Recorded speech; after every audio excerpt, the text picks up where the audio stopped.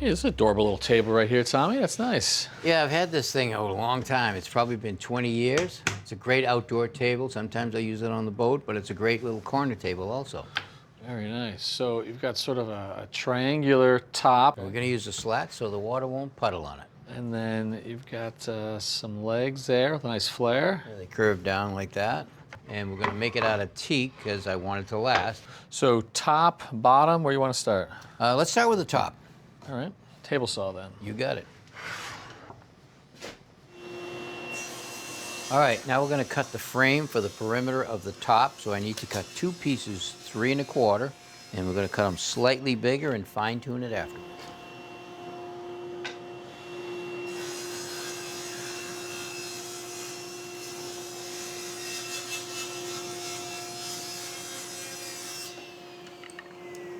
Now we are ready to cut the 3 pieces that make up our triangle, the 2 sides and the base. Right.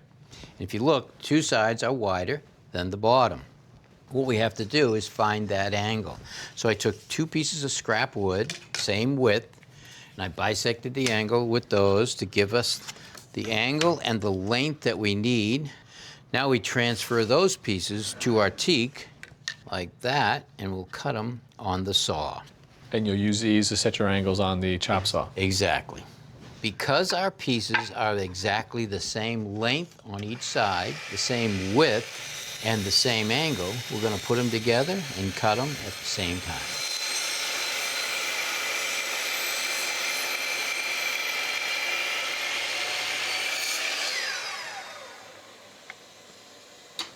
With my template flipped over, I now transfer the angle that's on the other end to my saw. Now I have to mark my length and cut them.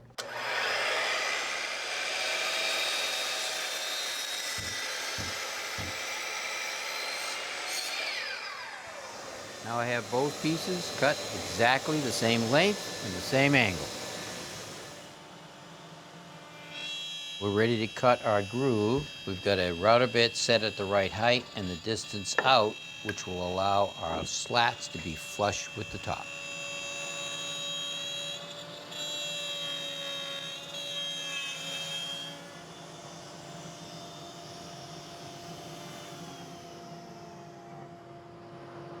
I temporarily screwed our 2 pieces together that are going to go on the sides of the triangle like that.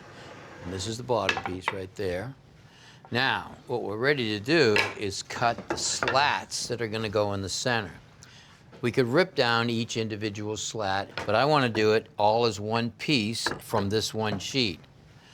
Okay, so there's our piece. Now what we have to do is measure the depth of our groove.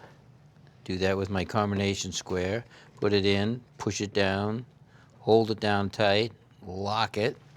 That's the exact depth of our groove. I want to make that just a little bit less. I'm going to slide it down about 1/16 of an inch. I'm going to line up my square with the line and put a mark to the long. So you're going to extend your triangle's dimension so that you've got a little extra for that rabbet. Yep.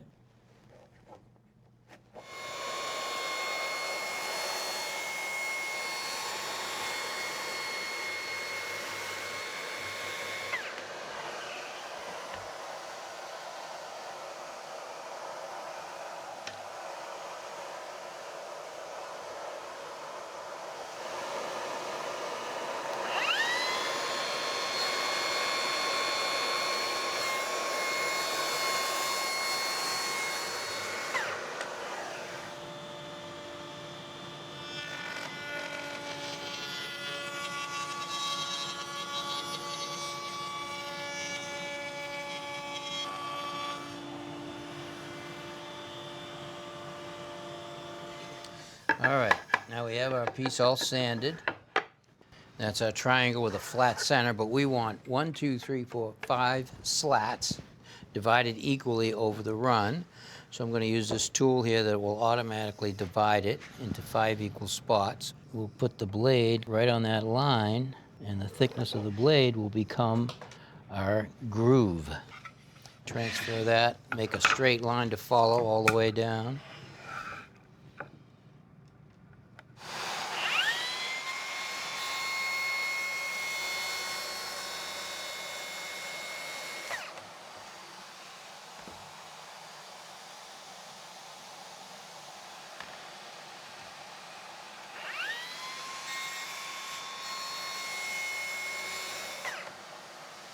Ready to install these, but I still want them to be able to expand and contract. So I'm going to put a dab like right there. I'll push it in. The glue will hold the center of the board, and it can expand on each side.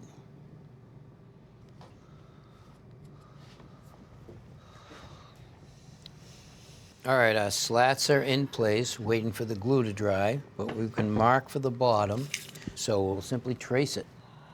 Put that on. All the way out, then you take it and mark the rest of it over there. Oop. So what we'll do now is we'll cut that on the bandsaw.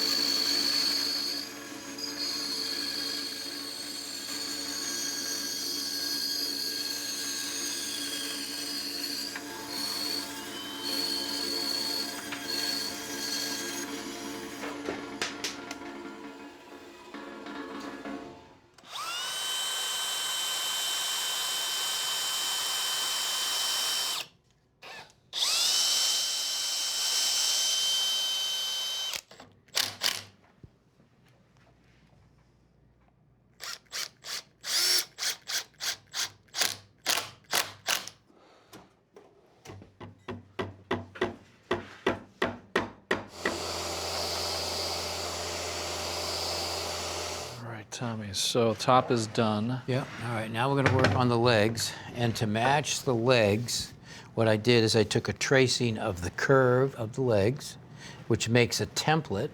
That template, we then transfer to this piece of teak, and then we'll cut them on the bandsaw.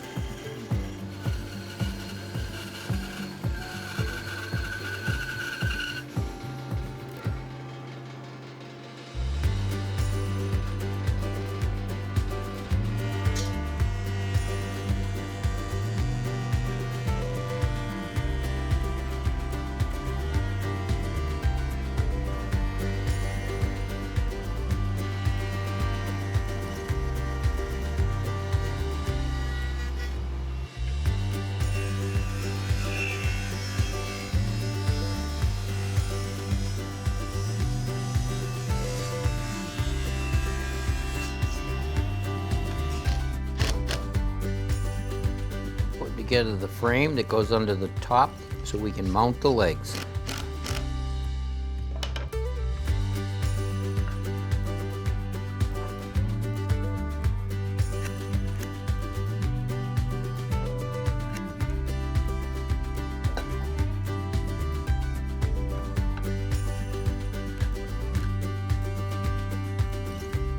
Each pair of legs has 2 stretchers, so we're building the first set right now.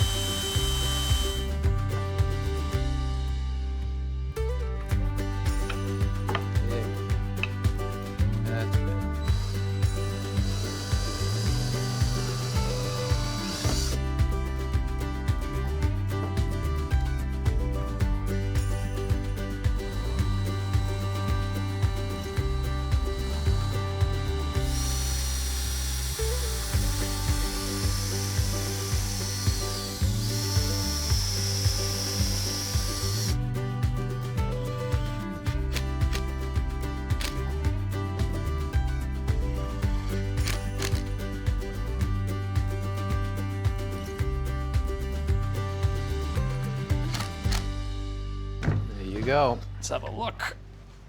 Oh, yeah. Looks pretty nice. It looks great. Look at that top right there. Yeah. That's beautiful. And let's see how we did matching it to the original. Came pretty Look at close. that, huh? Twins. Looks good. Very nice. So any thoughts on a finish? Well, I can tell you that this one hasn't had a finish for over 20 years. And if you were going to put a finish on it, you could use like a teak oil, a linseed oil, you could use a varnish, exterior varnish, or an epoxy. But I can tell you this, once you put a finish on it, you're going to have to put a finish on it every 2 or 3 years if it's outside. I say leave it natural, right? Nice match. Absolutely. Cool, great project. And you know what? Now that there's two, you can have a guest on the boat. Thanks for watching. This Old House has got a video for just about every home improvement project, so be sure to check out the others. And if you like what you see, click on the subscribe button to make sure that you get our newest videos right in your feed.